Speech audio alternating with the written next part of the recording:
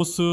오늘 이제 제가 전해드릴 아모스 강의 이제 네 번째 말씀 제목은 모압과 유다 그리고 이스라엘에 대한 심판 경고가 우리에게 주는 시사점이라고는 이런 제목으로 하나님 말씀을 전해드리도록 하겠습니다. 자, 그래서 이제 오늘 이제 말씀을 이제 보기 앞서서 우리가 지난 시간에 이제 아모스 1장을 통해서 이스라엘 주변의 5개 족속들에 대한 심판의 말씀을 이미 살펴본 바가 있습니다. 그래서 뭐 5개의 족속이든 제가 지금 이 시간에 다시 한번 언급할 필요는 없는 것 같습니다. 북쪽의 시리아로부터 암몬까지 각 족속의 3가지 범법, 그 4가지 범법을 통해 하나님께서 내가 불을 보내리라는 심판 경고를 자세히 이제 우리가 이제 다룬 바가 있습니다.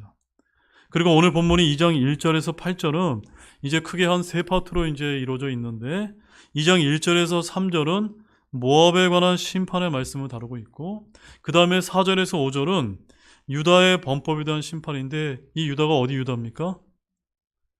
북이스라엘과 남유다로 남겨져 있기 때문에 남유다의 범법에 대한 심판의 말씀을 다루고 있고 그 다음에 7절부터 그 이하까지는 북이스라엘의 심판의 집행을 이제 다루는 말씀이 담겨 있습니다. 세 파트가 어떻게 이루어져 있습니까? 이방 민족인 모압, 그 다음에 이제 그 유다, 남유다와 북이스라엘 순으로 하나님 이제 아모스 이제 대언자를 통해서 이제 말씀을 전달해주고 있다는 점입니다. 그래서 오늘은 2장 1절에서 이제 8절까지만을 이제 다루게 될 텐데 독특한 점은 이방 민족의 심판을 다루면서 북이스라엘과 남유다도 같이 연속해서 다루겠다는 점입니다. 자, 왜 그럴까요, 여러분? 그 이유는 다른 점이 아니라 범죄한 북이스라엘과 남유다가 누구와 다를 바가 없다는 겁니까? 이방 민족들과 전혀 다를 바가 없는 그런 점을 주님께서 여실히 보여주기 위해서 지금 이것을 한목에 같이 다루고 있는 것입니다. 아모스 9장 7절 말씀에 이제 이런 말씀이 이제 기록되어 있습니다. 아모스 9장 7절 말씀에 이렇게 기록이 되어 있습니다. 주가 말하노라, 오 이스라엘의 자손들아, 너희는 내게 에디오피아 사람의 자손들 같지 아니하냐? 내가 이스라엘을 이집트 땅에서 데리고 올라오지 아니하였느냐? 또 블레셋 사람들을 갑돌에서 시리아 사람들을 기리에서 데려오지 아니하였느냐? 어려운 말씀 아닙니다. 이게 뜻하는 것이 무엇입니까? 이스라엘이 누가 똑같다는 겁니까? 이교도들과 똑같다라는 말씀을 저기 이 아모스 9장 7절에서 이제 아모스 뒷부분에 가서 지금 결론적으로 이제 말씀을 해주고 계신 것입니다. 자, 먼저 여기 이제 본문 1절에 언급된 그는 두말할 나위 없이 1장 13절에 나오는 암몬과 형제 족속으로서의 모압 족속을 이제 가리키는 겁니다. 자, 여러분 이제 모압 족속이 어느 족속입니까? 창세기 19장 36절에서 38절 말씀을 보게 되면 롯이 두 딸과 동침을 해서 큰 딸과 동침해서 낳은 이제 자손이 누굽니까? 거기가 이제 모압입니다. 그래서 모압의 이제 모압 족속의 시조가 되었고 그 다음에 이제 롯이 작은 딸과 동침해서 얻은 베남미가 암몬의 시조가 되었다는 사실을 저 여러분들이 잘 알고 있지 않습니까? 이렇게 이 두 족속은 사실 어떤 족속입니까? 형제 족속으로서 롯의 아들들로서 한 형제였다는 사실입니다. 그래서 이런 한 형제였다는 사실을 묘사하는 내용 외에도 구약 성경의 여러 곳에서 곳곳에서 이 두 족속이 하나의 민족처럼 함께 등장하는 경우가 굉장히 많이 이제 등장을 하고 있습니다.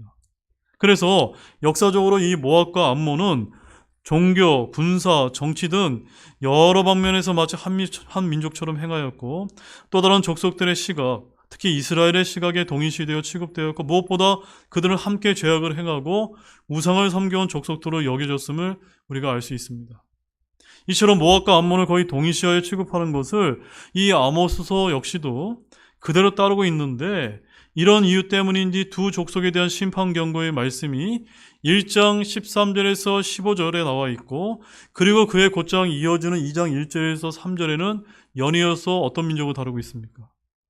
이제 모압 족속, 형제 족속의 다른 모압 족속을 다루고 있는 것입니다. 그런데 이 두 족속에 대한 심판의 예언은 연이어질 뿐만이 아니라 그 내용까지도 매우 유사하다는 특징을 이제 가지고 있다는 점입니다. 아울러 이 두 족속이 정죄받는 죄악의 내용 또한 굉장히 유사한 것으로 제시되고 있는데, 즉 아모스 1장 13절 말씀만 보십시오. 거기에 이제 보면은 암몬의 경우 어떤 죄를 저질렀습니까? 임신한 여인의 배를 가르는 이런 끔찍한 죄악을 저지르고 있고, 모압의 경우에는 어떤 죄를 저지르고 있습니까? 에돔 왕의 뼈를 불살라 죄를 만들었다는 것이 죄목으로 지적되어 있다는 것입니다. 여러분, 이 두 죄악이 어떤 공통적인 특징이 있습니까? 어떤 특성을 갖고 있습니까? 이 두 죄악 둘 다 각각 생명을 경시하고 인간 존엄성에 말살한 의미를 지닌 그런 끔찍한 죄들이며, 둘 모두 극악하게 그지없는 죄악으로 서로 관련을 지닌 것이라고 우리가 이렇게 볼 수가 있는 것입니다. 임신한 여인의 배를 가른 것은 임산부는 물론 태중에 있는 아직 태어나지도 않는 생명을 해하는 끔찍한 만행입니다. 또한 뼈를 불살라 죄를 만든 것은 한 인간에 대한 존중을 표하는 마지막 보루까지 철저히 허물어뜨리는 끔찍한 만행이라 할 수 있지 않겠습니까? 이렇게 오늘 본문은 이러한 반인륜적인 만행을 저질렀던 마지막 족속인 모압에 대한 심판과 이들과 크게 다를 바 없었던 남유다 및 북이스라엘에 대한 심판을 다루고 있다는 것이 그 중심 내용이라는 것을 여러분 아시기 바랍니다. 여러분 이해가 되셨습니까? 이방 족속들은 하나님을 모르고 하나님을 믿지 않았기 때문에 그런 정말 반인륜적인 범죄를 저질렀지만, 남유다와 북이스라엘은 그 이방 족속만큼은 아니지라도 그들과 하나님께서 어떻게 취급했다고요? 동일시 취급했다는 것입니다. 오늘 그것이 핵심이기 때문에 여러분들이 그 점을 발견하신다면 오늘 굉장히 큰 진리를 얻어가시는 거죠. 그래서 여러분 오늘 이 말씀은 좀 어려운 말씀이라도 끝까지 여러분들이 주의 깊게 이제 들어보시기 바랍니다. 자, 그럼 본문을 한 구절씩 이제 살펴보도록 하겠습니다. 1절 말씀입니다. 같이 읽겠습니다. 주가 이같이 말하노라. 모압의 세 가지 범법 곧 네 가지 범법으로 인해 내가 그것의 형벌을 돌이키지 아니하리니 이는 그가 에돔 왕의 뼈를 불태워 석회가 되게 하였기 때문이라. 자, 모압의 세 가지 범법 또 네 가지 범법은 모압의 충만한 불법으로 주님의 심판을 받게 아주 가득 찬 상태임을 표현하고 있는 것입니다. 셋과 넷을 합히면 몇이 됩니까? 7이 됩니다. 7은 어떤 뜻입니까? 완전 수위가 아닙니까? 그래서 7이면 성경에서 전부를 나타내는 수이기도 한데, 그만큼 모압의 죄는 그가 에돔 왕의 뼈를 불태워 석회가 되게 하였다는 그런 죄악을 저질렀다는 점입니다. 자, 여기서 석회로 쓰인 단어가 신명기 27장 2절에서는 이스라엘 백성들이 가나안 땅에 들어간 뒤에 큰 돌들을 세운 뒤에 바르는 석회로 이제 번역이 되어 있습니다. 따라서 당시 모압 사람들은 묘를 파헤쳐 유골을 꺼낸 뒤에 태워서 재를 만들고 그것을 벽에 바르는 일종의 백색 도료, 즉 석회로 사용했던 것입니다. 자, 그런데 열왕기하 3장 26절과 27절 말씀을 한번 가보십시오. 열왕기하 3장 26절에서 27절 말씀을 가보게 되면 우리가 이제 이 말씀을 왜 찾아보냐면, 많은 이제 설교가들과 주석가들이 지금 이 본문 1절에서 에돔 왕의 뼈를 불태워 석회가 되게 했던 이 모압의 죄가 이 열왕기하 3장 26절 27절과 관련되어서 이제 참고 구절로 이제 제시가 되고 있기 때문에 잠깐 이제 우리 살펴보자 합니다. 함께 보겠습니다. 모압 왕이 자기가 감당하기에 싸움이 너무 심한 것을 보고는 칼을 뺀 700명을 거느리고 해치며 에돔 왕에게 나가려 하되 할 수 없었으므로 그때 그가 자기를 대신해서 통치했어야 자기의 맏아들을 취해 성벽 위에서 그를 번제물로 드리니 이스라엘을 대접하는 큰 경노가 있으므로 그들이 그에게서 떠나 자기들의 땅으로 돌아갔더라. 자, 여기 열왕기하 3장 26절 27절에서는 잘 들으십시오.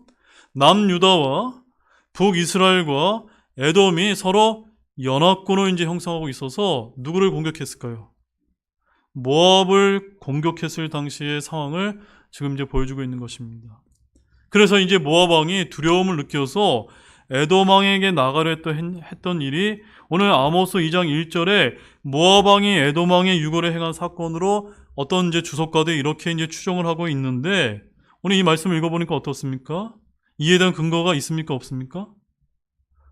그런 근거는 우리가 찾기가 이제 쉽지 않다는 점입니다. 다만 여기서는 모압 왕이 전쟁에서 불리하자 왕이 될 자기 아들을 불에 태워서 번제 업무로 드렸다고만 기록하고 있을 뿐입니다. 이 전쟁에서 모압은 에돔과 남유다 북이스라엘 연합군을 맞아 고전을 했는데 그는 에돔 왕에게 가고자 했다가 그저 실패했다라고 이렇게 이제 기록을 하고 있을 뿐이라는 점입니다. 이렇게 연관이 있는지 우리는 알 수 없지만 분명한 사실은 아모스서 2장 1절에 의하면 모압 왕은 에돔 왕을 죽여서 그의 뼈를 불태워 석회가 되게 했다 아주 반인륜적인 죄를 저질렀다는 점입니다. 왜냐하면 에돔 왕이 남유다와 동맹관계였기 때문이라는 점입니다. 이것은 부인할 수 없는 사실입니다.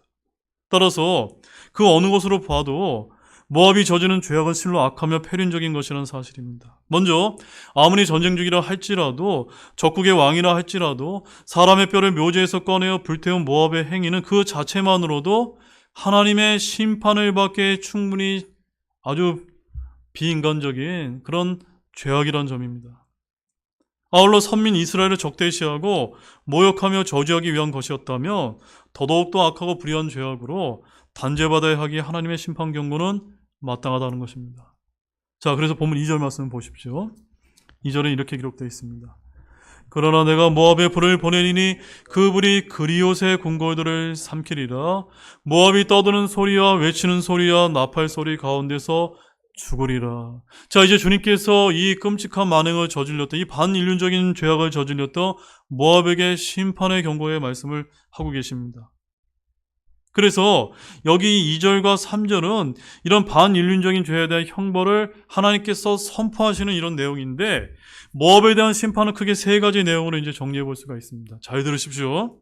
주님은 모압에 불을 보내시고 그 불이 어떤 궁궐을 삼키게 될 것이라고요? 그리옷의 이제 궁궐을 삼킬 것이라는 점입니다. 자, 우리가 이제 성경이 어려운 이유는 뭐냐면 궁궐에게 불을 보낸다고 하면 쉽게 이해가 될 텐데 그리옷의 궁궐을 삼킨다고 하니까 이게 해석이 됩니까? 안 됩니까? 해석이 안 돼요. 왜 안 됩니까? 그리옷이 어떤 곳인지 모르기 때문인 것입니다. 자, 그리옷이란 여러분 유다 이스카리옷이라고 한번 들어보셨습니까? 유다 이스카리옷이 누굽니까? 우리말 성경에는 가룟 유다라고 이제 그 번역된 그 가룟 유다의 영어 킹제임스 단어가 유다 이스카리옷이라고 이제 되어 있다는 것을 여러분 아십니까? 그래서 가룟 유다의 그 영어 이름이 유다 이스카리옷인데, 즉 가룟 유다에서의 그 카리옷을 뜻하는 것입니다. 이 카리옷이라고 하는 이름이 그리옷의 사람이라고 하는 그런 의미를 이제 지닌다는 것입니다. 그래서 영어로 보면 a man of chariot 하게 되면 그것이 바로 그리옷이라고 이제 의미와 이제 상충된다는 그런 말씀입니다. 그래서 우리는 여기서 유다 이스카리옷, 가룟 유다가 모압 족속의 혈통을 물려받은 시리아계 유대인일 것임을 짐작할 수가 있습니다. 자, 시리아계 유대인 하게 되면 무엇이 떠오르십니까? 마지막 때 등장할 적그리스도도 제가 예전에 시리아계 유대인의 가능성에 대해서 이렇게 한번 제가 말씀을 드린 거 여러분 기억나십니까? 그는 유대 땅 밖에서 나온 예수님의 제자이며 그리옷은 모압 땅의 도시이자 수도인데 모압의 그리옷에 대한 심판은 성경 곳곳에 이제 대언이 되어 있습니다. 특별히 예레미야 48장 24절과 41절에 이제 기록이 되어 있는데 한번 보시겠습니까? 예레미야 48장 24절 말씀입니다.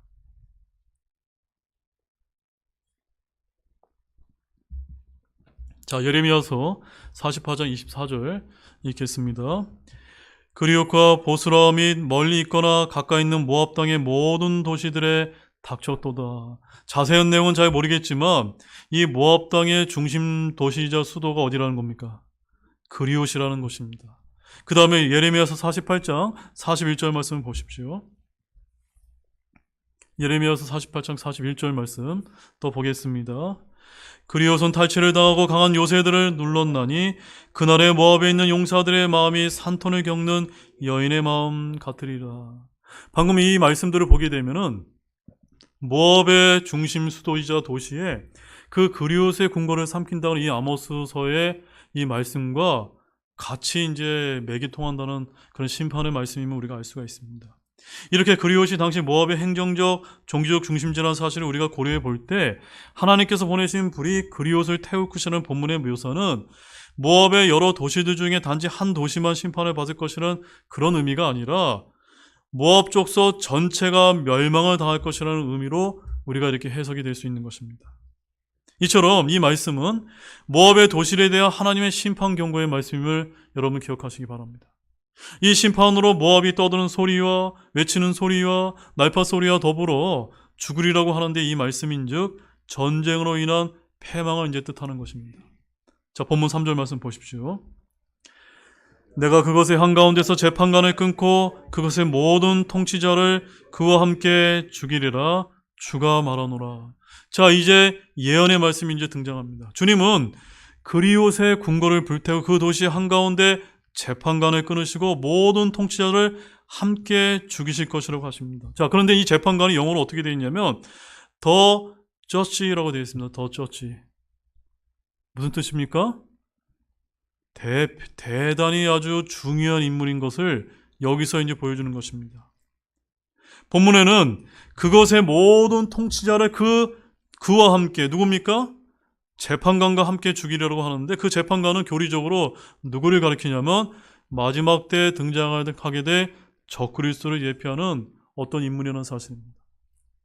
이 인물은 7년 환란기 때 왕들을 이끄는, 그렇죠, 열 왕들을 이끄는 그런 이제 중심 인물이 될 텐데 이 인물에 대해서 이사야서 10장 5절에는 이 사람이 아시리아 사람이다라고 이렇게 표현하고 있습니다. 그래서 이사야서 10장 5절에는 이렇게 말씀합니다. 귀로만 들으십시오. 오, 내 분노의 막대기 아시리아 사람아, 그들 손에 있는 지팡이는 내 경론이라. 예수님의 초림 때는 그리웃과 관련하여 이스카리오, 즉 가룟 유다가 등장하게 되었고 7년 환란기 때는 멸망의 아들인 적그리스도가 다시 등장하게 될 것이라는 사실을 이 말씀에서 우리에게 보여주고 있는 것입니다. 그러므로 이 아모스서에 나오는 이 대언의 말씀은 과거의 말씀일 뿐만이 아니라 어디를 가리키는 말씀입니까? 마지막 때를 향하고 있다는 것을 우리가 이제 기억할 필요가 있습니다. 자, 본문 4절 말씀입니다.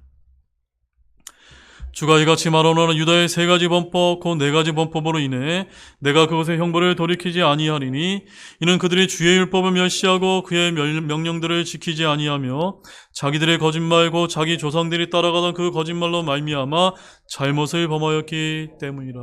자, 이제부터는 여러분들이 좀 이해하기가 쉬울 텐데 이제는 모압의 심판에 의해서 4절부터는 유다의 심판 경고를 다루고 있습니다. 여기서 하나님의 백성 유다와 이스라엘의 죄악을 다루면서 주님께서는 이방 족속들과 크게 다르지 않게 그들의 죄악을 다루셨다는 점이 핵심 사항입니다. 자, 유다의 범법이 무엇이었습니까? 유다의 범법은 주의 율법을 멸시하며 그의 명령들을 지키지 않은 것입니다. 유다는 자기들의 거짓말고 자기 조상들이 따라갔던 그 거짓말로 말미암아 잘못을 범했고 유다의 조상들이 한 거짓말이 무엇이었습니까? 그것은 다른 것이 아니라 바로 거짓 대언이었다는 점입니다. 대언자들은 주의 율법과 명령들을 제쳐두고 자기들 마음에서 나온 거짓 대언들을 일삼았다는 것입니다. 자, 우리 예레미야서 23장 14절에서 16절 말씀을 또 보시도록 하겠습니다. 예레미야서 23장 14절에서 16절 말씀이 굉장히 중요한 것 같습니다. 자, 우리 남유다의 이런 그 잘못이 무엇이었는지를 이 말씀을 통해서 우리가 한번 읽고 우리 역시도 이 대한민국도 한국교회도 어떠한 점을 우리가 좀 주의를 해야 되는지 이 말씀을 통해서 깨닫기를 바랍니다. 같이 읽겠습니다. 또 내가 예루살렘의 대언자들에서도 무서운 일을 보았노라. 그들은 간음을 행하고 거짓 속에서 걸으며 또한 악을 행하는 자들의 손을 강하게 하여 아무도 자기의 사악함을 버리고 돌아오지 아니하게 하나니 그들과 그들 모두가 내게는 소돔 같고 그것의 거주민들은 고모나 같으니라. 그러므로 군대들의 주가 그 대언자들에 대하여 이같이 말하노라. 보라, 신성을 더럽히는 일이 예루살렘의 대언자들로부터 나와 온 땅으로 들어갔으므로 내가 그들에게 쑥을 먹이고 그들의 쓸개물을 마시게 하리라. 군대들의 주가 이같이 말하노라. 너에게 대언하는 대언자들의 말들에 귀를 기울이지 말라. 그들은 너희를 헛되게 만드는 자들이니 그들은 주의 입에서 나오지 아니하고 자기 마음에서 나온 환상 계시를 말하느니라. 여러분, 이제 예레미야 하게 되면 어떤 이제 대언자입니까? 눈물의 대언자라고 하지 않습니까? 왜 눈물의 대언자입니까? 자신의 이제 민족들을 향해서 정말 눈물을 흘리면서 대언하지 않았습니까? 근데 그들이 어떤 죄악을 저질렀습니까? 거짓 대언을 이제 믿었던 것입니다. 오늘 이 한국 교회 내에서도 정말로 이 잘못된 가르침과 비성경적인 교리가 이 한국 교회 안에 얼마나 많이 난무합니까? 주님께서 예루살렘의 대언자들 사이에서 본 무서운 것들이 무엇인지 한번 주목하시기 바랍니다. 대언자들이 간음을 행하고 거짓 속에서 걷습니다. 오늘날로 말하면 누구하고 똑같은 겁니까? 목사들이 간음을 행하고 거짓을 행하는 것입니다. 또한 악을 행하는 자들의 손을 강하게 해줍니다. 또한 죄인들에게 회개를 촉구하지 않습니다. 그래서 오늘날 설교를 보게 되면 뭐만 전합니까? 복만 전하고 긍정의 메시지, 긍정의 힘, 잘 될 것입니다로 얘기하지 않습니까? 교회에 나와서 전혀 찔림이 없습니다. 이건 설교가 아닙니다. 또한 신성을 더럽히는 일이 예루살렘의 대언자들로부터 나와서 온 땅으로 들어갔습니다. 주님은 그들이 소돔과 같고 예루살렘의 거주민들은 고모라와 같다고 이제 말씀을 하고 계십니다. 유다의 왕은 주의 말씀을 칼로 찢어 화로에 던질 지경이었다고 예레미야서 36장 23절에 기록이 되어 있습니다. 주의 말씀을 바르게 대언하는 대언자들은 죽임을 당하고 거짓 대언자들은 거짓말을 했습니다. 오늘날도 똑같습니다. 저와 같이 하나님의 바른 말씀을 선포하고 전하게 되면 굉장히 이상한 이야기를 많이 듣습니다. 그들은 주의 명령과 주의 법을 따르는 것을 싫어했습니다. 그들은 그렇게 생수의 근원을 버렸다라고 하나님은 말씀하시는 것입니다. 그래서 예레미야서 2장 13절에는 이렇게 말씀하십니다. 내 백성이 두 가지 악을 행하였으니 곧 그들이 생수의 샘인 나를 버렸고 자기들을 위해 물 저장고들 즉 물을 가두지 못할 터진 저장고들을 팠느니라. 그들의 죄악이 무엇이었습니까? 모압처럼 반인륜적인 죄악을 저지른 것은 아니지만 어떤 죄악을 저지른 겁니까? 생수의 샘인 주 하나님을 버렸다는 사실입니다. 유다의 범법은 이처럼 주님의 율법과 명령들 대신에 자기들의 거짓말을 믿고 따랐던 것입니다. 자, 본문 5절 말씀입니다. 이제 읽겠습니다. 그러나 내가 유대에 불을 보내리니 그 불이 예루살렘의 궁궐들을 삼키리라. 예루살렘의 궁궐은 솔로몬의 성전 건축과 함께 지은 것인데 근데 시편 48편 3절 말씀에 의하면 이렇게 말씀합니다. 하나님은 그녀의 궁궐들에서 피난처로 알려주셨도다. 즉 솔로몬이 지은 궁궐들이 누구의 피난처라고요? 하나님이 만드셨는데 이스라엘 백성들이 피난처가 되어야 될 것이다라고 말씀하신 거 약속하신 것입니다. 근데 여기 말씀에 어떻게 기록하고 있습니까? 이런 시편 말씀에도 불구하고 주님께서 그 남유다의 죄악 때문에 뭘 보내셨습니까? 불을 보내셨다는 점입니다. 심판하시겠다는 겁니다. 본문 6절 말씀 보겠습니다. 주가 이같이 말하노라 이스라엘 세 가지 범법 곧 네 가지 범법으로 인해 내가 그것의 형벌을 돌이키지 아니하리니 이는 그들이 은을 얻기 위해 의로운 자를 팔며 신 한 켤레를 얻기 위해 가난한 자를 팔았기 때문이라. 자, 이제부터 말씀을 잘 들으시기 바랍니다. 남유다에 비해서 북이스라엘 죄악이 훨씬 더 심했음을 이제 보여줍니다. 이제는 남유다의 북이스라엘 범법을 다루는데 북이스라엘의 범죄는 그들이 은을 얻기 위해서 누구를 팔았습니까? 의로운 자를 팔았고 신 한 켤레를 얻기 위해 가난한 자를 팔았다는 점입니다. 또한 그들은 재판을 굳게 하기 위해서 뇌물을 썼다는 점입니다. 여러분 오늘 대한민국도 상황이 똑같지 않습니까? 여기서 신 한 켤레를 얻기 위해라는 말은 이스라엘의 관습에 따른 것인데 땅이나 물건을 매매할 때 신발을 벗어주게 되면 확증이 되었는데 오늘날로 말하자면 당시 신 한 켤레는 뭘 뜻할까요? 바로 인감도장과 서명과 똑같은 것이었습니다. 자, 룻기서 4장 7절 말씀 한번 보십시오. 룻기서 4장 7절 말씀입니다. 자, 룻기서 4장 7절 말씀을 보게 되면 신 한 켤레가 어떤 의미를 갖고 있는지 아주 분명하게 이제 보여주고 있습니다. 자, 같이 또 보겠습니다.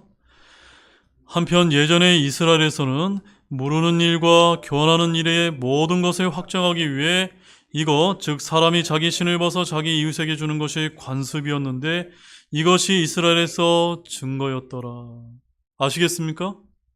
이렇게 당시 신 한 켤레를 얻는다는 것은 남의 재산을 얻을 수 있는 문서를 확보하는 것과 같은 일이었다는 점입니다. 따라서 이를 통해 북이스라엘의 신 한 켤레를 얻기 위해 가난한 자를 팔았다는 말이 왜 잘못이고 형벌을 받을 만한 범법인지 여러분 아시겠습니까? 본문 7절 말씀입니다. 읽겠습니다. 그들이 가난한 자들의 머리 위에 있는 땅의 티끌을 탐내며 온유한 자들의 길을 굳게 하고 한 남자와 그의 아버지가 동일한 젊은 여자에게로 들어가 내 거룩한 이름을 더럽히려 하며. 자, 주님은 북이스라엘 횡행하는 그 불법을 더욱 자세하게 밝히 보여주고 계십니다. 자, 첫 번째는 어떤 죄악을 저질렀습니까? 가난한 자의 머리 위에 있는 땅의 티끌을 탐내며. 자, 이게 뭘 뜻할까요? 가난한 자가 가진 작은 토지, 땅을 빼앗으려고 하는 탐욕을 뜻하는 것입니다. 또한 과부의 집을 삼키려는 바리새인이나 일꾼의 삭을 떼먹는 주인이나 모두 다 같은 부류인 것입니다. 그리고 온유한 자의 길을 굽게 했습니다. 그래서 이스라엘은 정말 주님께서 땅의 모든 온유한 자를 구원하시려고 일어나시고 들어오시며 구원으로 아름답게 하심에도 불구하고 북이스라엘 백성들은 온유한 자의 길을 굳게 하는 그런 죄악을 저질렀던 것입니다. 그 다음에 세 번째로는 한 남자와 그의 아버지가 누구에게 들어갔다고요? 동일한 젊은 여자에게로 들어가. 이게 뭘 뜻하는 겁니까? 이것은 이스라엘 내에 만연한 음행을 이제 뜻하는 것입니다. 한 남자와 그의 아버지가 동일한 여자에게 들어갔다. 무슨 뜻일까요? 창녀에게 들어갔다는 얘기입니다. 향락산업이 극도로 성행하고 있었다는 것입니다. 어디에서요? 하나님의 선민이라고 불렸던 북이스라엘에서 성행하고 있었다는 점입니다. 그런데 음행은 우상숭배와 무제한 피를 흘리는 것과 더불어 땅을 더럽히는 죄악으로서 주님의 거룩한 이름을 더럽히기에 주님이 반드시 심판하시는 세 가지 불법 중에 하나였다는 사실을 기억하시기 바랍니다. 본문 8절 마지막입니다. 8절입니다. 또 모든 제단 옆에서 전당 잡은 옷 위에 스스로 눕고 자기들의 신을 섬기는 집에서 정죄받은 자들의 포도주를 마시니라. 자, 이제는 어떤 죄악을 이제 저지르고 있습니까? 우리가 신명기 말씀을 보게 되면은 가난한 자들에게 전당 잡은 옷은 해가 지기 전에 돌려주어야 된다는 그런 말씀이 이제 기록이 되어 있습니다. 그래서 귀로만 들으십시오. 신명기 24장 12절과 13절에 이렇게 이제 기록이 되어 있습니다. 그 사람이 가난하거든 너는 그의 담보물을 가진 채 잠을 자지 말고 어떤 경우이든지 해가 질 때 담보물을 그에게 다시 넘겨줄지니라 라고 되어 있습니다. 그러니까 누구에게 돈을 이제 빌려주고 담보물을 붙잡았으면 어떻게 하라고 되어 있습니까? 그 담보물을 가지고 잠을 자거나 해가 지기 전에 다시 넘겨주라는 것이 이제 구약의 율법이었던 것입니다. 그러나 본문 한번 보시기 바랍니다. 잘 보십시오.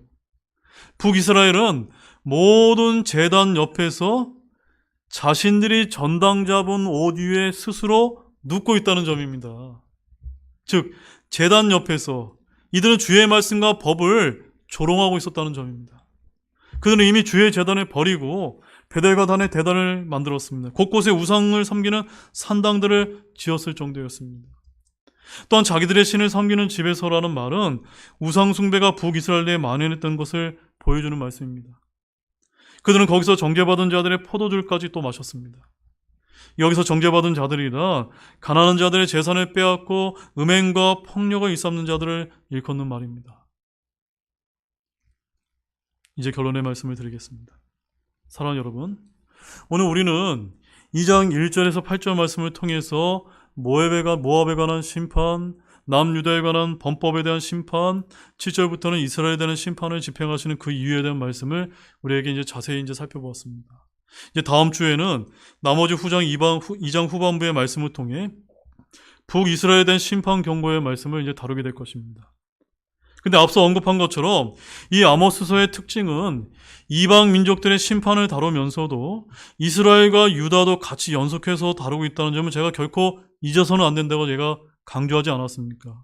왜 제가 그렇다고 말씀을 드렸죠? 이는 범죄한 이스라엘과 유다는 누구와 다를 바가 없다고요? 하나님이 보시기에는 이교도들과 이방 족속들과 하나도 다를 것이 없다는 점을 여실히 이제 보여주기 위해서 이 말씀을 알려주고 있다는 점입니다. 이것은 하나님의 선택한 백성이 하나님을 믿지 않는 이교도가 달라야 하는데 그들이 그렇게 하지 못해서 멸망을 당했고 장차 심판을 당하게 될 것이라는 경고의 말씀이었던 것입니다. 자, 사랑하는 여러분, 그렇다면 우리가 이제 굉장히 어려운 말씀을 이제 들었는데 오늘 본문 말씀을 통해서 우리가 어떤 영적인 교훈을 얻어야만 될까요? 이교도들은 그들의 죄로 인해 심판받고 남유다와 북이스라엘 주의 말씀을 버림으로써 심판을 받았다는 것을 우리가 보았습니다. 특히 이교도들이 비도덕적인 폐륜적인 범죄는 선민 이스라엘에게는 거짓 대언을 따르고 가난하고 온유한자를 괴롭히며 음행과 우상이 판을 치는 죄악과 동일하게 주님은 보셨음을 바라보셔야만 됩니다. 따라서 이 점은 오늘날 우리나라와 한국 교회에게도 시사하는 영적인 의미가 저는 적지 않다고 그렇게 믿고 있습니다. 우리가 믿지 않는 자들의 비도덕적인 죄를 짓지 않는다고 해서 주님께서 우리를 바라보실 때 우리가 죄를 짓지 않는 것으로 보지 않는다는 교훈을 얻을 필요가 있다는 점입니다. 왜냐하면 우리는 믿지 않는 자들보다 더 큰 주님의 은혜를 입었기 때문에 달라야 하기 때문인 것입니다. 하나님의 자녀들이라고 하면서 거짓 교리를 분별하지 못하고 또한 가난한 자들의 재산을 빼앗고 음행과 폭력과 우상을 섬기는 일들을 행하고 있지는 않은지 저와 여러분이 항상 우리 자신을 살피는 우리 모두가 되시기를 우리 예수 그리스도의 이름으로 축원드립니다. 기도하고 마치겠습니다.